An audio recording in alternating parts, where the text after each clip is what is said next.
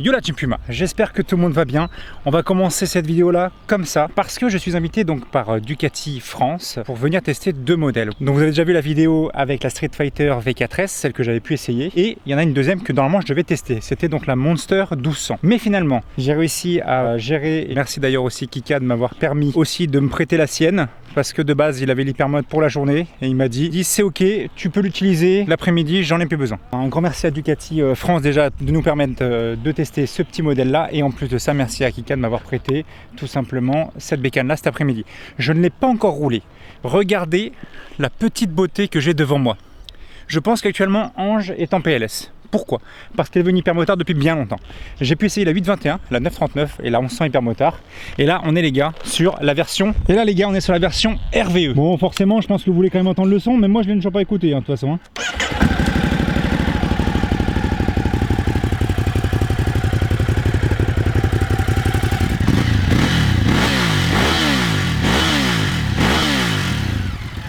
Là on est sur un peu d'origine. Ah elle a de la gueule, elle est belle, qu'est-ce qu'elle est belle. Je la trouve magnifique.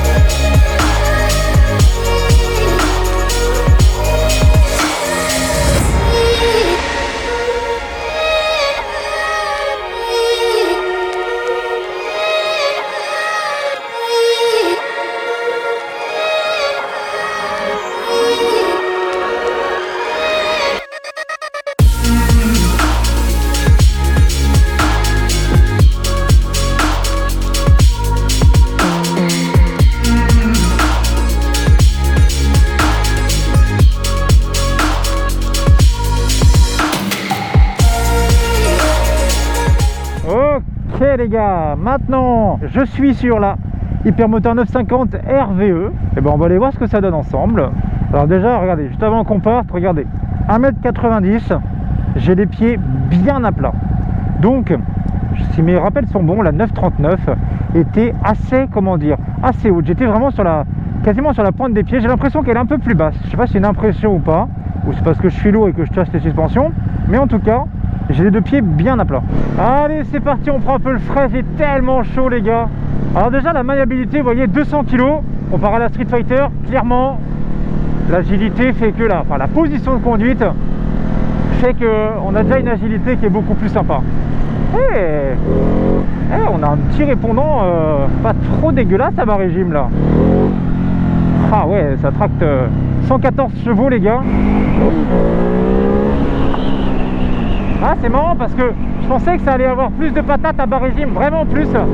En fait c'est vraiment à partir de là où le bif commence à fonctionner. C'est assez marrant. Quand on est sur un hypermoteur 1m90, vous voyez, moi je me sens vraiment bien dessus. C'est-à-dire que j'ai les cale-pieds bien à plat, et en plus les cale-pieds sont larges, parfait pour mes grands pieds. C'est vraiment nickel. Aucune vibration vraiment au niveau de la selle, au niveau du guidon, au niveau des cale-pieds. Franchement, je sens air nickel. L'avantage en plus, c'est que le levier d'embrayage et le levier de frein sont réglables avec une petite molette par le dessus pour l'écartement. Donc ça, c'est plutôt pas mal. Shifter up-down sur cette moto, comme j'expliquais, il fait vraiment le taf. Rien à dire là-dessus. Vous voyez, regardez là, je pars en 1, tranquille. Je veux mettre la 2. Vous voyez, là encore la main là. Je mets la 3. Je veux couper, je redescends. Ah, c'est par là. Bon, on va voir un peu ce que ça a dans le ventre. Alors, avec la route un peu cabossée comme ça, personnellement, les suspensions font assez bien le job. Après, elles sont réglables. Je trouve qu'elles sont un peu molles pour moi à l'avant. L'arrière, c'est nickel, hein, rien à dire.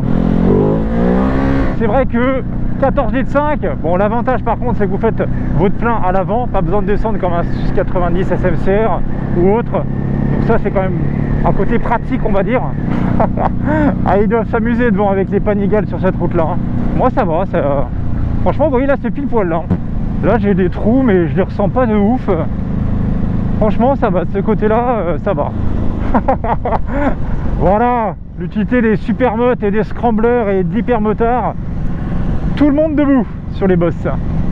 C'est 100 fois mieux, t'as moins mal aux fesses, ta moto elle prend toutes les bosses et toi t'as rien. Par contre là, moi ce que j'aime bien avec l'hypermotard, c'est que je la trouve assez douce finalement dans son accélération. Il y a de la patate, mais c'est pas bam, c'est brrr, et ça monte, tu vois ce que je veux dire? Alors je suis peut-être pas encore habitué, la une je commence à la gérer en 1 en wheeling sans trop de problèmes.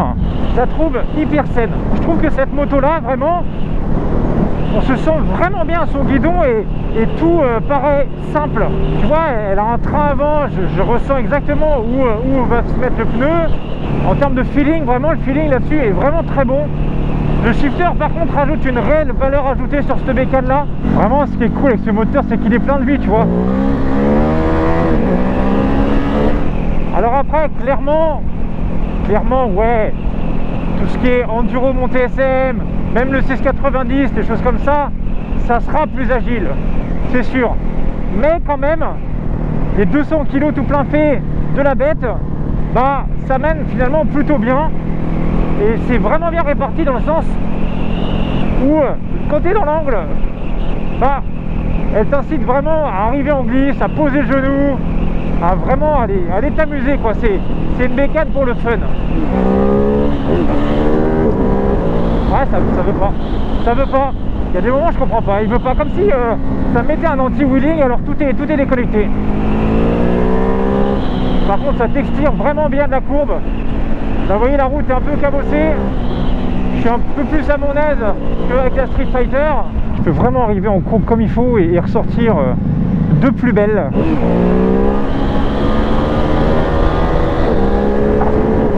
Ouais, par contre mettre la 3 au shifter ça veut pas. J'étais peut-être pas assez haut. Ah, vraiment cette bécane elle incite de ouf à t'amuser quoi. Vraiment à t'amuser. Oh. Par contre tu voyais quand on est assis dessus il y a des petits retours quand même tu vois. Mais ça mériterait tu vois comparé à la Street Fighter V4 qui elle n'a pas forcément besoin de pot d'origine parce qu'elle fait déjà un barouf de ouf. Je pense que celle-ci par contre mériterait quand même d'un petit pot. Oh il y a un jump.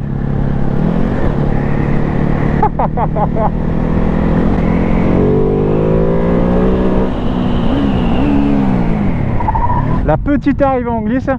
Ils sont partis par là-bas.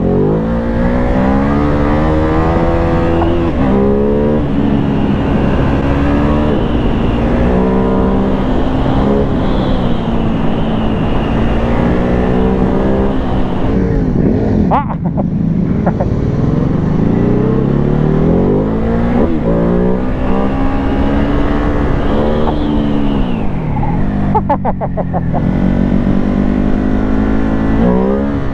Alors, pourquoi RVE?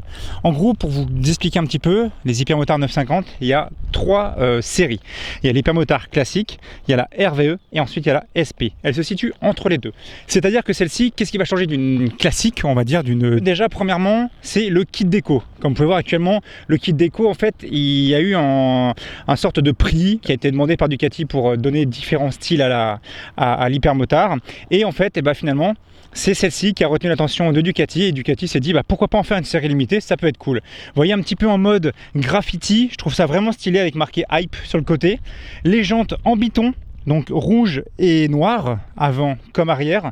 Vous avez aussi donc le shifter sur cette moto, up-down. Moi c'est une bécane qui me fait de l'œil de fou. Vraiment cette bécane là, l'hypermotard c'est vraiment quelque chose qui me fait de l'œil de fou. Avec celle-ci vous avez une jolie selle en plus biton, vous avez 98 Nm de couple. Donc par rapport au réservoir les gars, il faut savoir qu'on est sur 14,5 litres. Moi je sais que la 821 et la 939 que j'avais essayé, on tablait sur du 150 km, 160 km en règle générale. C'est pas énorme, mais c'est pas vraiment ce qu'on lui demande. Et elle, ce qu'on lui demande, c'est d'être sur la roue arrière, d'arriver en glisse. Ça a son nom, hypermotard. Tu as un gros moteur, un châssis typé supermote. Tu es vraiment sur quelque chose de très bien. Et regardez ce que j'aime beaucoup aussi sur celle-ci. Quand je viens mettre le contact, c'est la nouvelle signature des feux avant. Regardez ce côté énervé de chaque côté. Ça me fait penser un petit peu à la Diavel, les nouveaux feux Diavel à l'avant. Moi je trouve ça vraiment très joli avec les deux entrées d'air que vous avez ici. Je ne sais pas si c'est une entrée d'air d'ailleurs. Bon, je sais pas trop. Enfin, vous avez deux entrées de chaque côté au niveau du garde-boue avant. Les gros pare-mains avec clignotant intégrés dans les pare-mains. Qu'est-ce qui va freiner? Tout simplement Brembo radial en Durite Avia classique. Le freinage m'a l'air tout simplement monstrueux quand on voit la taille de l'étrier. On est sur la ligne d'origine. Vous voyez, ligne d'origine ici en double sortie. Ayant Kika qui roulait avec celle-ci pendant que j'avais la Street Fighter, clairement en termes de bruit, c'est quasiment rien du tout. Elle fait vraiment pas beaucoup de bruit en ligne d'origine comparé à la Street Fighter qui est un bordel monstre. Monobras aussi très joli. Regardez cette jante arrière avec les doubles bâtons. Ça me fait vraiment penser à la Street Fighter V4S. Il y a un petit air. Alors après, est-ce que c'est une moto sur laquelle tu vas rouler en duo? Je ne pense pas. Tu peux quand même rouler parce que la selle est quand même accueillante. Derrière, tu as une selle assez large. Là, tu es assez fin au niveau des cuisses pour le pilote. La selle a l'air aussi plutôt confortable. On peut faire enlever les cale-pieds avec les deux vis à l'arrière. Donc ça peut se faire. Ensuite, si on commence un peu à décortiquer un petit peu la RVE, donc le kit déco, lui, va jusqu'au niveau des écopes à l'avant. Vous avez pareil, du rouge et du noir ici. Il est estampillé Hypermotard 950. Ce qui me fait marrer, moi, c'est l'espèce de petit aileron qui accueille le feu arrière.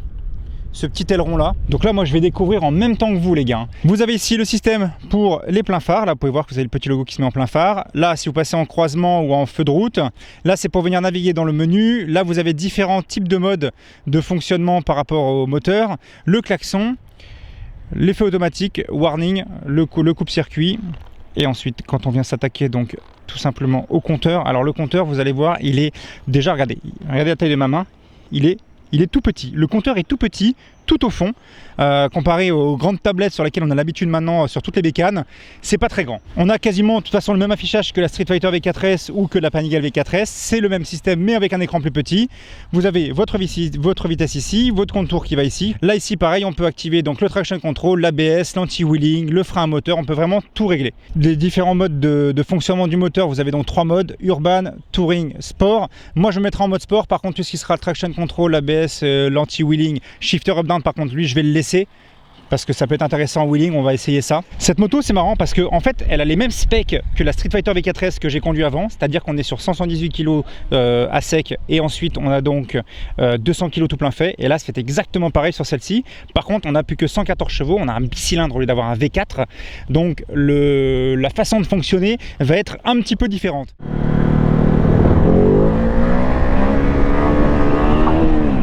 Ah, elle est délire cette meule, elle est vraiment délire.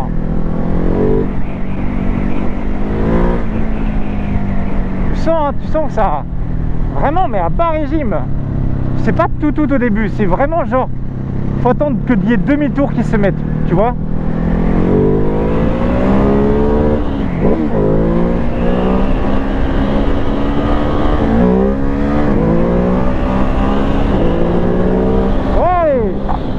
Jusqu'en 3.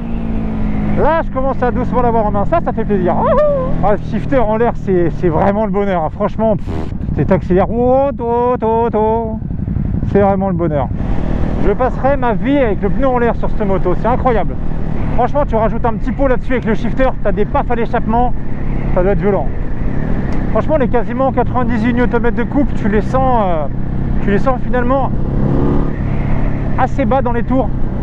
Là-haut ça va tirer, mais ça va un peu plus gueuler pour rien, tu vois ce que je veux dire. Tu les as quasiment à mi-régime, on va dire à 7000 je crois, 8000 tours.